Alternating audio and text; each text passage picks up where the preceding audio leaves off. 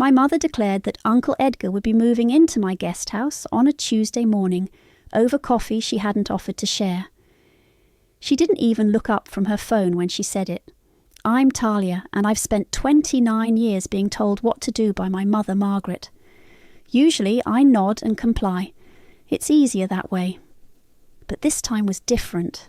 The guest house isn't available, I said quietly, stirring my own coffee that I'd brought from home.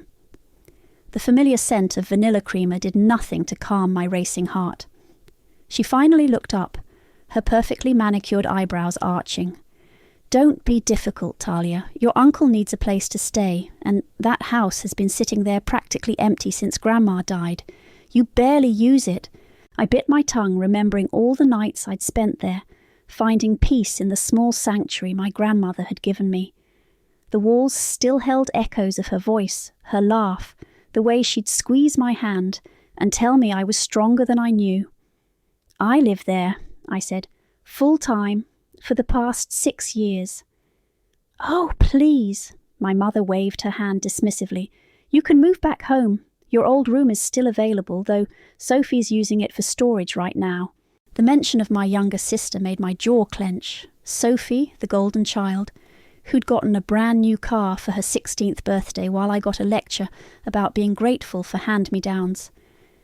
Edgar's going through a rough patch, my mother continued, her voice taking on that familiar guilt-inducing tone.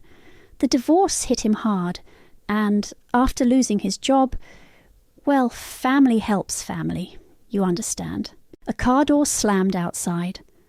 Through the kitchen window, I watched my uncle's beat-up Chrysler pull into the driveway, trailing oil spots on the concrete, right on cue. I gave him your spare key, my mother said, standing up. He'll start moving in today. I expect you to help him settle in. My hands trembled slightly as I set down my coffee cup. You gave him my key? Don't make this difficult, Talia. It's what your grandmother would have wanted. I almost laughed at that. If she only knew what Grandma Olivia had actually wanted. The memory of that day flooded back. Grandma sitting in her favourite armchair, holding my hand, her voice barely above a whisper. This is your peace, Talia. I want you to always have it. The front door opened, and Edgar's booming voice filled the house. Margaret, where's my favourite sister? He appeared in the doorway, all fake charm and desperate energy. His shirt was wrinkled, and his eyes had that familiar hungry look they got when he was about to ask for something. There's my niece. He moved to hug me, but I stepped back. Uncle Edgar, I said flatly. Now don't look so glum, he chuckled. We're going to be neighbours, just like old times, remember? When I used to stay in the guest house and sneak you candy, what I remembered was him stealing Grandma's jewellery while she was in the hospital. What I remembered was him borrowing her car and returning it with an empty tank. What I remembered was her crying when she discovered her savings account had been drained. I've got some boxes in the car, he said, jingling my spare key. Be a dear and help me unload. My mother beamed at him, then shot me a warning look. Talia will help, won't you, sweetheart? I stood up slowly, smoothing down my shirt. 6 years of waiting, of careful planning, of quiet documentation. 6 years of playing the good daughter while making sure every legal document was in order. 6 years of watching them all underestimate me, just like they always had. Actually, I said, pulling out my phone, I need to make a call first. To whom? My mother asked sharply. My lawyer. The room went silent. Edgar's key jingling stopped. My mother's smile froze. Your lawyer? She repeated. Yes, I said, my voice steady for the first time that morning. You see, there's something we need to discuss about the ownership of that guest house. Edgar laughed nervously. Come on now, don't be dramatic. It's family property. I looked him straight in the eye as I pressed the call button. No, Uncle Edgar, it's my property and you're not moving in. My mother's coffee cup clattered against its saucer. Talia, what are you talking about? I held up my hand as the phone rang, watching their faces. 6 years of waiting, and finally the moment had arrived. Hello, Riley. Yes, they're here now. Could you bring over those documents we discussed? Time to end this charade. The 30 minutes it took Riley to arrive felt like hours. My mother paced the kitchen, her heels clicking against the tile floor while Uncle Edgar slumped in a chair, trying to look unbothered, but checking his phone every few seconds. "This is ridiculous," my mother muttered for the third time. "Your grandmother left everything to be managed by the family. I have the paperwork." "The paperwork you never actually read," I interrupted, "because dealing with boring details was beneath you." She stopped pacing. "What's that supposed to mean?" The doorbell rang before I could answer. Riley stood there in her crisp blazer, leather briefcase in hand. 6 years ago, she'd been my roommate in law school before I dropped out. Now she was the kind of lawyer who made people nervous just by walking into a room. "Hello, Talia," she said professionally, then nodded to my mother and uncle. "Mrs. Newman, Mr. Newman." "Who exactly are you?" my mother demanded. "Riley Watson, representing Ms. Talia Newman in matters concerning the property at 1542 Maple Street, commonly known as the Guest House." Uncle Edgar stood up. "Listen, there's been a misunderstanding." "No misunderstanding," Riley said, opening her briefcase. "Just facts that some parties weren't aware of. Shall we sit?" My mother's face reddened. "I don't appreciate this ambush." "Funny," I said. "That's exactly how I felt this morning when you announced someone else was moving into my house." Riley spread documents across the kitchen table. 6 years ago, before her death, Olivia Newman had this property legally separated from the main estate. She then transferred full ownership to Talia through a private deed. "That's impossible," my mother snapped. "I handled all of Mum's affairs." "No," I corrected her. "You delegated all of Mum's affairs to me, remember? You were too busy planning Sophie's graduation party." Uncle Edgar leaned forward, squinting at the papers. "These could be fake." "The county recorder's office disagrees," Riley said smoothly, sliding forward another document. "As does the notary public, the land survey office, and Mrs. Olivia Newman herself in this video deposition." My mother's face went pale. "Video?" I pulled out my tablet and pressed play. Grandma Olivia's face filled the screen, her silver hair neatly styled, her blue eyes sharp and clear. "I, Olivia Newman, being of sound mind, declare this property at 1542 Maple Street to be transferred in full to my granddaughter Talia Newman." Uncle Edgar's chair scraped back. "Turn it off." But Grandma's voice continued. "I make this decision with full awareness of my family's likely objections. This house represents my personal property, purchased with my teaching pension, separate from the family estate. I choose Talia as its sole owner because she alone has shown true care for both the property and for me in my final years." My mother's hands shook as she reached for the papers. "Why didn't she tell me?" "She tried," I said quietly. "Multiple times. You always change the subject." "But Edgar needs to find his own place," I cut in. "Just like he needed to find his own money instead of draining Grandma's savings account." Uncle Edgar's face turned red. "That's a lie." "Bank statements don't lie," Riley interjected, producing another folder. "Would you like to discuss those too?" He grabbed his keys from the table. "This is Bull's language," my mother snapped automatically, then turned to me. "Talia, you can't do this. He's family." "Family?" I laughed. "Was it family when he sold Grandma's antique jewellery while she was in the hospital? Was it family when you told me I was being dramatic for reporting it? I never—" "Save it," I said, standing up. "The house is mine. Legally, formally, and permanently mine. Edgar needs to leave. Now." "You'll regret this," he growled, heading for the door. "No," I said. "I really won't." After they left, Riley squeezed my shoulder. "You okay?" I nodded, gathering the documents with shaking hands. Through the window, I watched my mother's car pull away, Uncle Edgar's Chrysler following close behind. "They'll be back," Riley warned. "I know." I tucked the papers into my bag, But I've got something they don't. What's that? Proof, time, and Grandma's blessing. I headed for the door, then paused. Want to see their faces when they realise I've already changed the locks? Riley grinned. Lead the way. As we walked to the guest house, I heard footsteps on the porch. My mother stood there, key extended, face tight with anger. We need to talk, she said. I squared my shoulders. 6 years of preparation had led to this moment. Yes, I agreed. We really do. That key won't work, I said, watching my mother jiggle the handle. I had the locks changed last week. She spun around, face flushed. You planned this, all of it. Yes. How dare you? She stepped toward me, finger pointed. After everything this family has done for you. Done for me? I unlocked the door with my new key. Please, elaborate. Riley stayed close behind me as we entered. The guest house smelled like fresh coffee and the lavender candles Grandma always loved. Everything was exactly as I kept it, clean, organised, peaceful, until now. Your uncle is going through a difficult time, my mother started. He's been going through difficult times for 20 years, I interrupted, and somehow those difficulties always end up being someone else's problem. A car door slammed outside. Sophie burst in, designer purse swinging. Mom just called me. What the hell, Talia? Perfect timing, I said. Family meeting?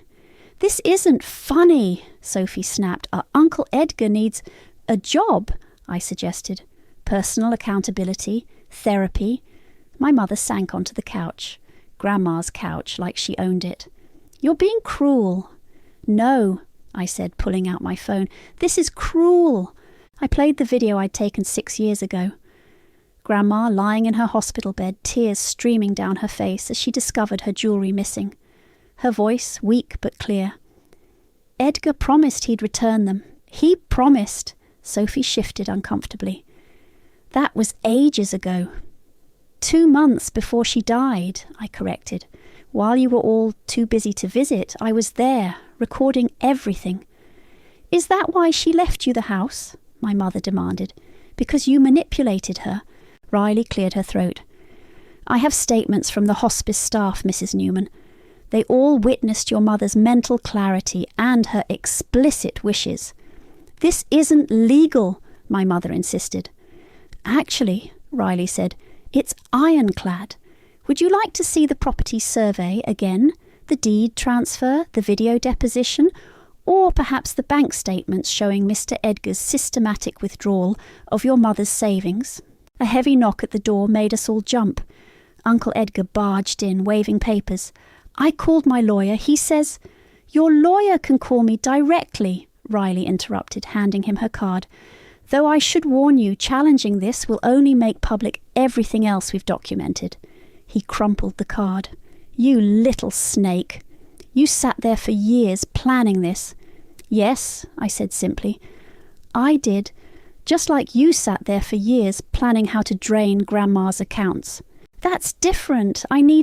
She needed heart medication, I cut in, but she couldn't afford it after you emptied her emergency fund. Sophie gasped. What? Oh, you didn't know? I turned to my sister. Ask Mom. She covered it up, wrote it off as a banking error rather than admit her precious brother was stealing from our dying grandmother. My mother stood up sharply. That's enough. No, it's not, I said, my voice rising. For years, I watched you all take and take. You treated Grandma's house like a hotel, her savings like a personal ATM, and when she needed you most, you were too busy with your own lives to notice she was fading. We loved her, Sophie whispered. Love isn't enough, I said. She needed protection. From him, I pointed at Uncle Edgar. And from you, I looked at my mother, and she trusted me to provide it. By stealing her property, Edgar snarled. By honouring her wishes, I corrected. This house was her refuge. Now it's mine, and none of you are welcome here. My mother's face hardened. You'll regret this. Family is all we have. No, I said. Family is what we choose, and I choose to honour Grandma's choice. "This isn't over," Edgar threatened, heading for the door. "Actually, it is," Riley said. "Any further harassment will result in legal action. And trust me, you don't want those documents becoming public record." They left one by one, Edgar first, slamming the door, Sophie next, unable to meet my eyes, my mother last, pausing at the threshold. "You waited for this," she said quietly. "You planned this." "Yes," I replied, "for 6 years." After they were gone, Riley helped me double-check the locks. Through the window, I watched their cars pull away, leaving oil stains on my driveway. "You okay?" Riley asked. I touched the wall where Grandma's favourite photo hung, the two of us in her garden, both smiling. "I will be. They might try something else," she warned. "Let them try," I said. "I learned from the best how to play the long game." Outside, the evening sun cast long shadows across my porch, just like Grandma wanted. The calls started at dawn. Aunt Patricia first, her voice shrill with righteous anger. "How could you do this to your own uncle? Your grandmother would be ashamed." I let it go to voicemail. Then came Cousin Mark. "You've torn this family apart." Uncle David, "Your mother is devastated." Each message more dramatic than the last. By noon, my phone had 37 missed calls and 62 text messages. I turned it off and went to water Grandma's roses. "Quite the show yesterday," called a voice from next door. Lena, our elderly neighbour, stood at the fence in her gardening hat. She'd lived next door for 40 years and had seen everything. "You heard?" "Honey, the whole street heard," she smiled. "About time, if you ask me."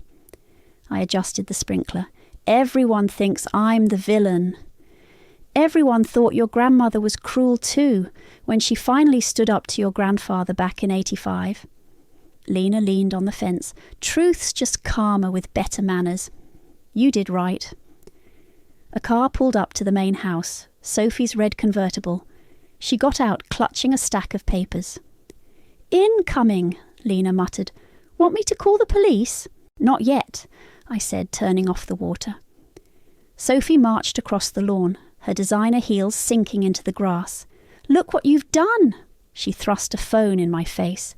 It showed her latest Instagram post, already flooded with comments. "My sister's violent takeover of family property," I read aloud. Interesting choice of words. "Mum's a wreck," Sophie snapped. "Uncle Edgar had to sleep in his car." "He has money for a hotel," I said.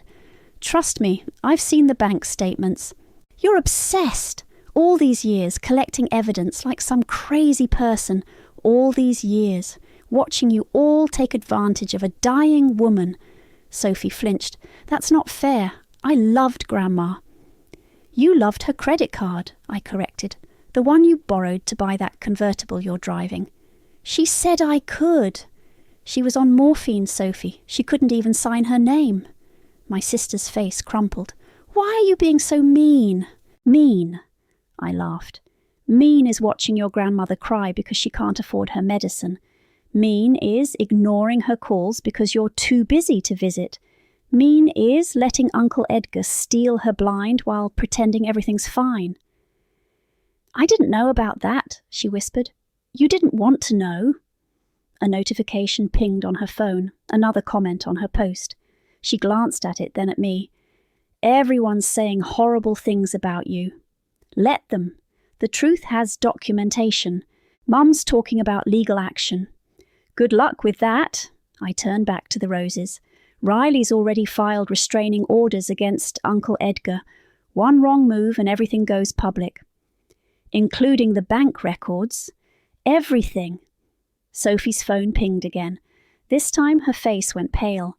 "Wade just commented." My stomach lurched. Wade, my ex-boyfriend who dumped me for being too boring 2 years ago. "What did he say?" "He wants to know if you're okay. Says he's been thinking about you." Of course he had. Now that I had property and power, suddenly I was interesting again. "Tell him to keep thinking," I said. From a distance, Sophie tucked her phone away. "This isn't over, you know. Mum won't let it go." I know, that's why I have security cameras installed. I pointed to the discrete devices under the eaves, and a police report filed, just in case. You really did think of everything. I learned from the best. You all taught me exactly how cruel family can be. She turned to leave, then paused. Did she ever say anything about me? At the end. The truth caught in my throat. Those final days when Grandma would look at old photos and whisper about regrets, about enabling bad behaviour, about loving too much and protecting too little. She loved you, I said finally, but she was disappointed. Sophie's eyes filled with tears. Yeah, I guess she had reason to be. After she left, Lena called over the fence again. You okay, honey? I looked at the roses, their petals bright against the dark soil. Grandma's roses, my roses now. No, I admitted. But I will be. My phone buzzed in my pocket, a text from an unknown number. I opened it to find a photo of my front door with a message. You think you won, but you'll regret everything. I forwarded it to Riley, then went inside to check the security cameras. The war wasn't over, but this time I was ready for battle. Wade's message arrived 3 days later. Coffee, for old time's sake. I stared at my phone, remembering how he'd ended things. You're just so predictable, he'd said. Always playing it safe, always doing what your family wants. I typed back, Starbucks, 2 p.m. Don't be late. He was, of course. 15 minutes late, sliding into the seat across from me with that practiced smile that used to make my heart skip. You look good, he said, really good. Amazing what standing up for yourself can do for your complexion. He laughed too loudly. I saw Sophie's post. Pretty intense stuff. Is that why you're here? For drama updates. Can't I just want to see you? He reached for my hand. I pulled it back. 2 years of silence, and now you're interested. What a coincidence. His smile faltered. I've been thinking about us, about mistakes I made. You mean like dating my cousin behind my back? He choked on his coffee. How did you... Amanda told me last year at the family reunion, right after you dumped her too. Before he could respond, my phone buzzed. Another anonymous text. Check your mailbox, Snake. Everything okay? Wade asked, leaning forward. Fine. I stood up. This was a mistake. Talia, wait. You know what's funny? I turned back. You said I was predictable, boring, but you're exactly what I expected. I drove home quickly, heart pounding. The mailbox was stuffed with papers, printouts of Sophie's social media posts, each one covered in red marker. Thief and traitor scrawled across my face. Charming display, said a voice. Lena stood on her porch, watering can in hand. Your uncle's been driving by every few hours, taking pictures. Of course he has. I gathered the papers. Did you see who left these? No, but I got it on camera. She pointed to her doorbell camera. Already sent the footage to that lawyer friend of yours. My phone rang. Riley. Hey, we need to talk. Your uncle's lawyer just filed something. I'll be right there. I turned to Lena. Thank you for watching out for me. Someone should, she said simply. Your grandmother would be proud. At Riley's office, the news wasn't good. He's challenging the deed transfer, she explained. Claims Olivia was mentally incompetent when she signed. That's ridiculous. We have the hospice records. I know, but it means court. Testimony. Are you ready for that? I thought of Grandma's voice, preserved in a voicemail I'd never deleted. After another of Edgar's loans, she'd called me crying. One moment, I said to Riley, pulling out my phone. I played the message on speaker. Talia, baby, I need to tell you something. They'll try to take it from you. When they do, don't you budge. I'm leaving you this house because you're the only one who sees them for what they are. The only one strong enough to stand up to them. Don't let them bully you like they bullied me. I love you, sweetheart. Stay strong. Riley's eyes widened. When was this? 2 weeks before she died, when she was supposedly incompetent. This changes everything. She started typing. With this and the hospice records, we can file for summary judgment. No trial needed. My phone buzzed again. Another unknown number. Hope you're ready for war. They're not going to stop, I said. No, Riley agreed, but neither are we. I drove home slowly, watching for Edgar's car. The guest house looked peaceful in the afternoon light. Inside, everything was exactly as Grandma had left it. Her quilts, her photos, her collection of antique teacups that Edgar had tried to sell. A knock at the door made me jump. Sophie stood there, mascara streaked down her face. I found something, she said, holding out a photo album. Look, inside were pictures of us as kids. Sophie and me in matching dresses, both of us with Grandma in her garden. Happy times before money and greed poisoned everything. I miss her, Sophie whispered. Me too. Did she... Sophie wiped her eyes. Did she ever say anything nice about me? I looked at my sister, really looked at her. Behind the designer clothes and carefully curated social media presence, I saw what Grandma had seen. A lost girl desperate for approval. She said you had a good heart, I answered truthfully, when you chose to use it. Sophie nodded slowly. You really are her favourite, and now you'll be alone with that forever. She left before I could respond, her words echoing in the empty house. On my phone, another message waited. Family meeting tomorrow. Be ready. I touched Grandma's teacups, feeling their delicate strength. I'm ready, I whispered. I've always been ready. The county records office smelled like old paper and stale coffee. I'd spent my lunch break here every day for a week, digging through property records, following a hunch I couldn't shake. Back again, the clerk Martha smiled knowingly. Found anything interesting? Maybe. I spread out the documents. See these signatures from when Uncle Edgar helped manage Grandma's properties? Martha adjusted her glasses. The ones from 2015. Something's off about those. Exactly. I pulled out my phone, showing her photos of Grandma's genuine signature. Look at the difference. Oh, honey. Martha's eyes widened. That's not just off. That's forgery. My hands shook as I made copies. 3 properties sold between 2014 and 2015, all while Grandma was recovering from her first stroke. All signed over to shell companies that traced back to Edgar's old business partner. My phone buzzed. Riley. Where are you? Your mother's here at my office. On my way. And Riley, I found something big. Mum sat rigid in Riley's office, her perfect posture betraying her anxiety. This has gone far enough, she announced as I walked in. I agree.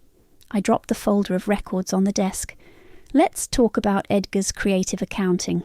What? The riverside property, the lake house, the downtown apartment. Ring any bells? Her face paled. Those were legitimate sales, with forged signatures. I spread out the documents. While Grandma was in the hospital? You don't understand. Actually, I do. Edgar needed money. Again. So he forged Grandma's signature, sold her properties to his friends' companies at half their value, and probably got kickbacks. That's ridiculous. Is it? I pulled out more papers. Because I have the original deeds, the sales records, and proof that Grandma was physically incapable of signing anything during those months. Riley leaned forward. Mrs. Newman, this is serious. We're talking about federal fraud. My mother's hands trembled. Edgar said she agreed. He said she needed the money for medical bills. Medical bills that he created by stealing her savings, I said. Did you ever actually ask her? She was sick. She was betrayed. By him, by you, by everyone who looked the other way. I was protecting the family. No, I stood up. You were protecting him, like always. My mother buried her face in her hands. What do you want? I want you to stop fighting me on the guest house, stop the social media attacks, Stop the harassment. Or what? Or these records go to the FBI's fraud division. I'm sure they'd love to hear about Edgar's creative financing. She looked up sharply. You'd send your own uncle to prison. You mean like you let him send Grandma to a cheaper nursing home because he drained her accounts? Silence filled the room. Finally my mother spoke, her voice barely audible. He said he'd pay it back. Did he? No. She straightened her jacket. None of this leaves this room. I'll talk to Edgar. And Sophie, the posts will stop. Today. After she left, Riley whistled low. That was intense. It's not over, I said. They'll try something else. My phone chimed. A text from Sophie. OMG, Mom just called Edgar. He's freaking out. What did you do?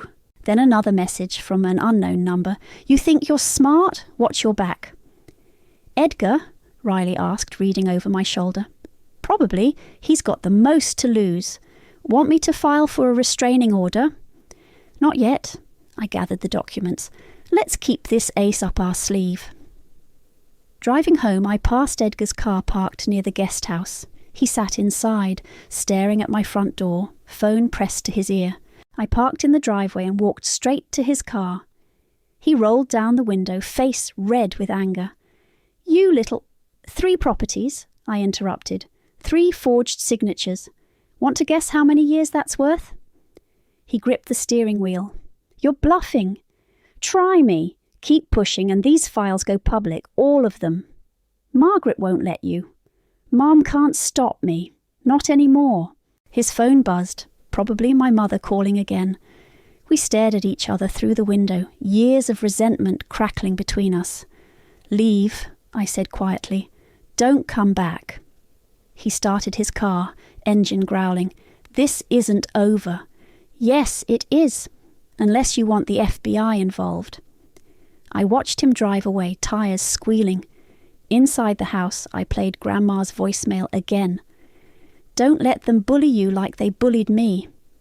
I won't, I whispered to her memory. I promise. My phone lit up with a calendar reminder, court hearing tomorrow, 9 a.m. Edgar's lawyer's challenge to the deed. Game on. The courthouse steps were slick with morning rain. Edgar and his lawyer waited by the entrance, both in ill-fitting suits. My mother stood apart from them, scrolling through her phone like this was just another inconvenient appointment. Ready? Riley asked, adjusting her briefcase. Born ready. Inside, the hearing room felt smaller than I expected. Edgar's lawyer, a nervous man named Peters, shuffled his papers while the judge reviewed our files.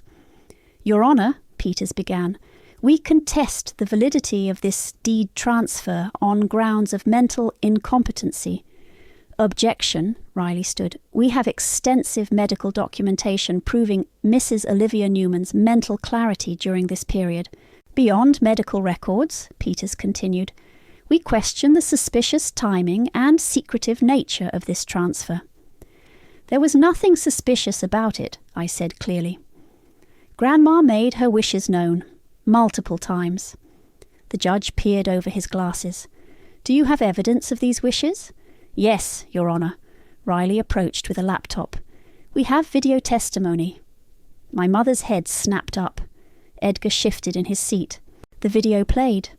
Grandma sitting in her favourite chair looking directly at the camera. I'm recording this because I know what's coming. My son-in-law tried to challenge my will once before, and my own brother contested my inheritance. Now I'm protecting what's mine. Edgar's lawyer started to speak, but the judge held up his hand. Grandma continued, This guest house was bought with my teaching pension, my money, not family money. I'm giving it to Talia because she's the only one who sees the truth, the only one who tried to stop the stealing, the manipulation, the lies. My mother's face went white. I'm of sound mind. Grandma's voice grew stronger. I know exactly what I'm doing, and I know they'll try to fight it. That's why I'm leaving this video. That's why I had 3 doctors certify my competency. That's why I'm doing this now, while I still can. The video ended. Silence filled the room. Your Honour, Peters tried again. Regardless of mental state, this transfer was done without family knowledge. Because the family was the threat, Riley interrupted, as evidenced by these bank records showing systematic theft from Mrs. Newman's accounts. She produced the documents I'd found. Additionally, we have evidence of multiple fraudulent property transfers orchestrated by the plaintiff, Mr. Edgar Newman, during this same period. Edgar stood up suddenly. This is irrelevant. Sit down, Mr. Newman, the judge ordered. Ms. Watson, continue. The guest house transfer was legal, documented, and witnessed. The plaintiff's challenge is not only baseless, but appears to be part of a pattern of financial exploitation. That's a lie, Edgar shouted. Mr. Newman, the judge warned, one more outburst and you'll be removed. Peters whispered urgently to Edgar, who sank back into his chair, face red. Having reviewed all submitted evidence, the judge said, I find no basis for this challenge. The deed transfer stands. Case dismissed. Edgar stormed out before the judge finished speaking.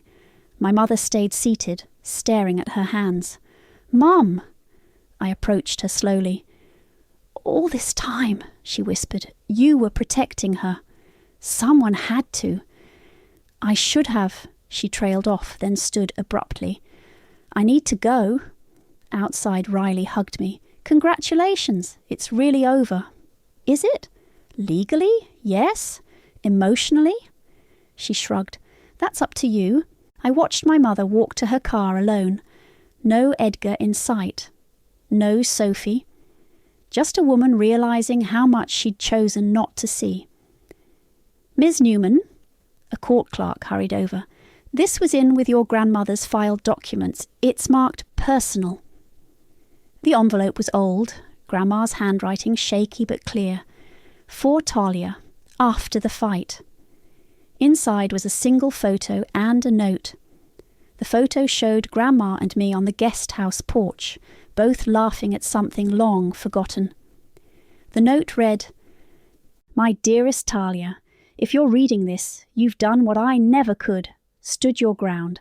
The house is yours now, truly and finally. Use it well. Fill it with the love and strength they tried to take from us both. They'll call you cruel, selfish, wrong. But standing up for yourself isn't selfish, it's sacred. I'm so proud of you, my brave girl. All my love, Grandma. A shadow fell across the paper. Sophie stood there, mascara perfect this time. Is it true? She asked. About Edgar stealing? Yes. And Mom knew. She chose not to know. There's a difference.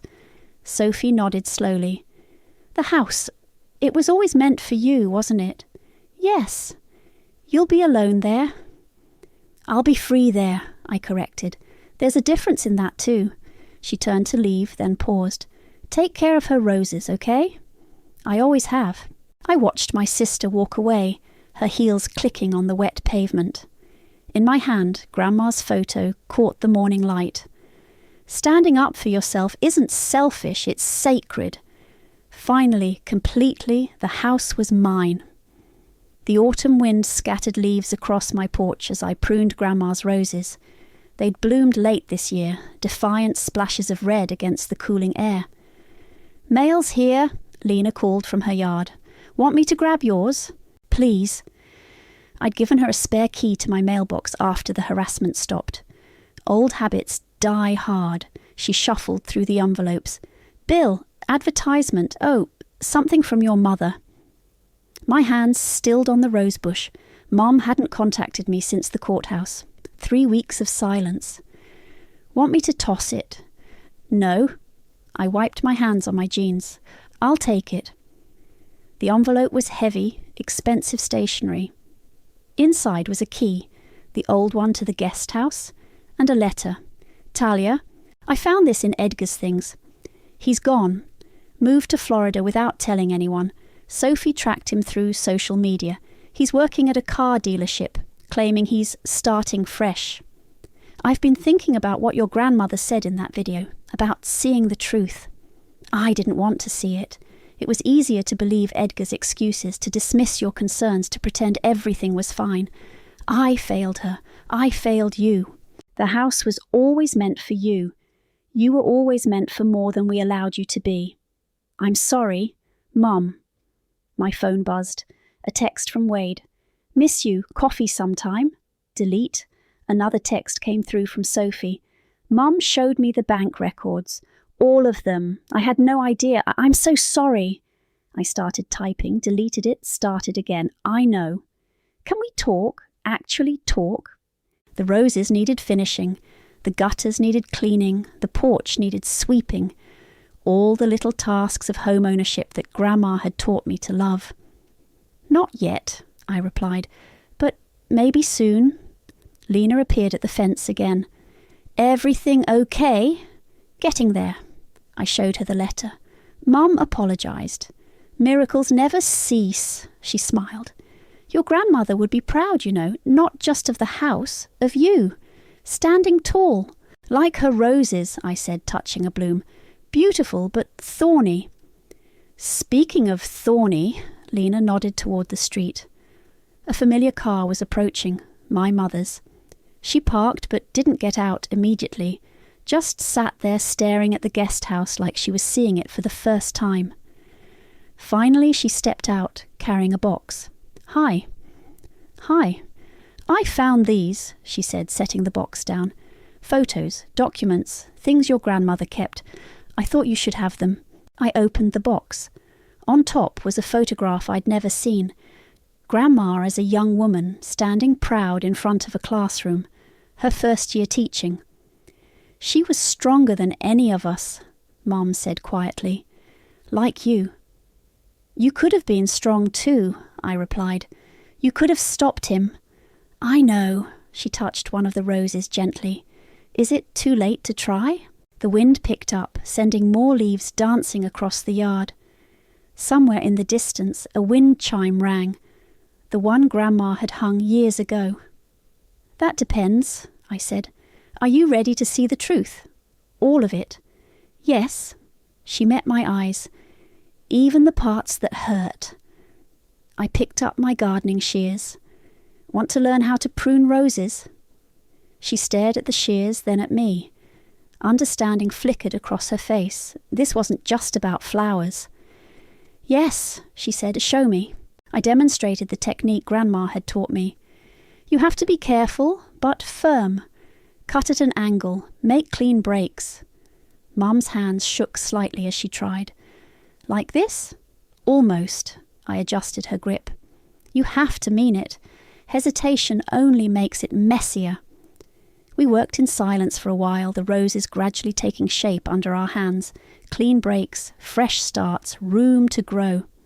Edgar called, she said finally, wanted money. And? I told him no. For the first time ever, I just said no. I nodded, trimming another branch. Good. Will you tell me about her? Mom asked.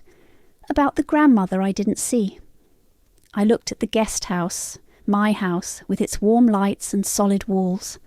The home Grandma had created, that I'd protected, that stood as testament to both our strengths. Yes, I said, but first you need to learn about roses, how they grow stronger after every pruning, how they survive winter, how they bloom again if you're brave enough to cut away the dead parts. Mum smiled slightly, understanding. I'm ready to learn. The wind chime rang again, clearer this time, like laughter, like forgiveness, like the sound of truth finally breaking free. They wanted me gone. Now they're the ones who left.